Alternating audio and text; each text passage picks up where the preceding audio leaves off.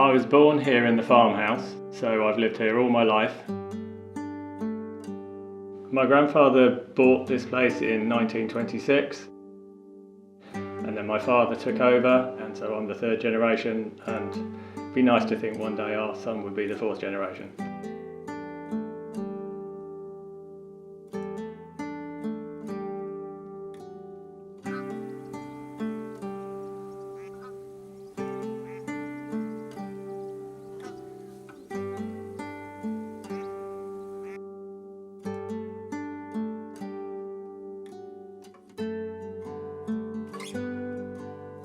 I've always been interested in birds for some reason, I don't know why, but I always have. I think that passion in me must have come from where I was growing up. They're on my doorstep every time you walk out, there's birds everywhere, so growing up here has to have had a very big influence on me.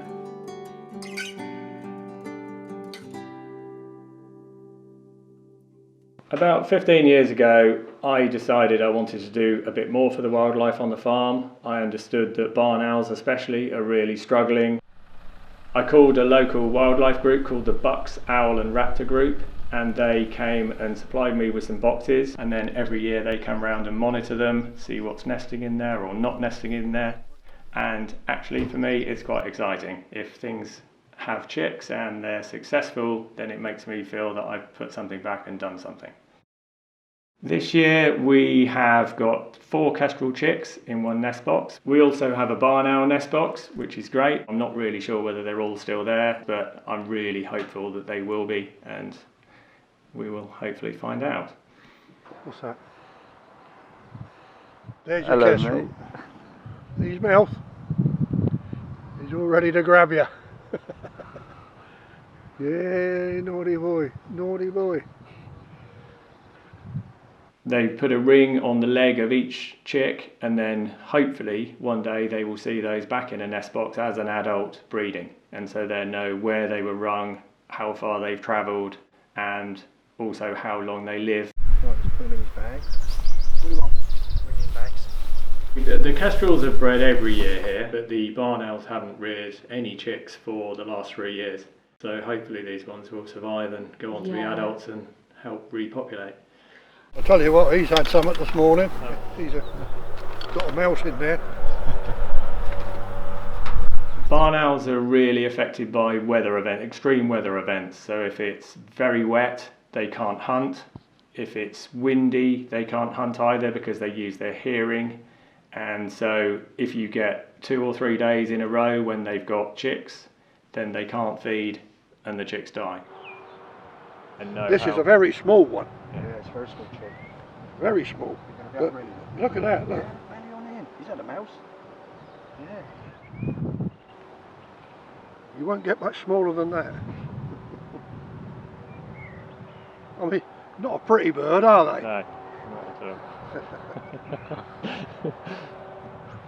Only a mother could love something like that.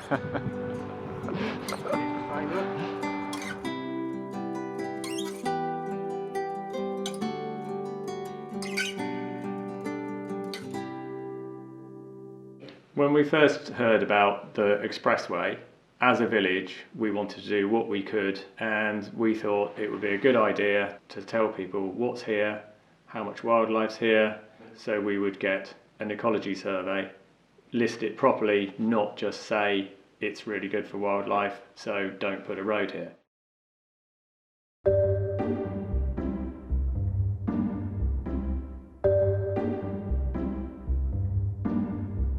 We were recommended a guy called Tony, who's an expert in monitoring wildlife.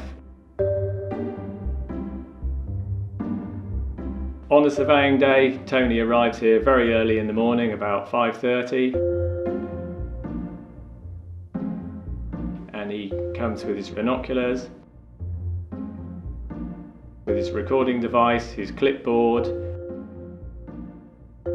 and off he goes. He does a very comprehensive job. Black cap, shift jet. Is that the egret again? Right over in the distance. It does take years to get to that sort of level though, and get obsessive about it, put it that way.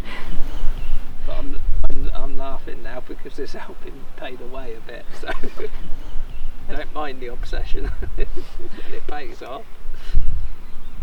Tony is an absolute expert on recognising bird song.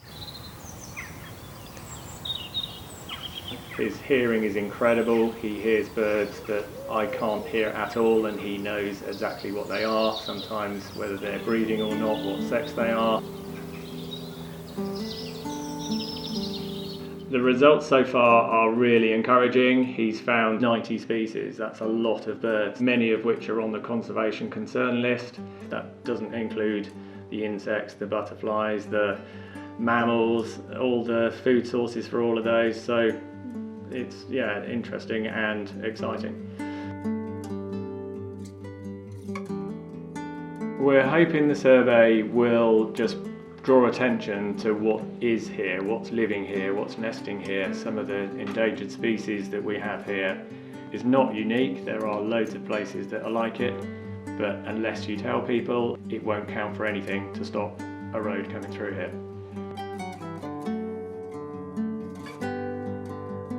It's very hard to say, let's say Chilton, because it's not got a name as a national nature reserve or anything important, but I don't know.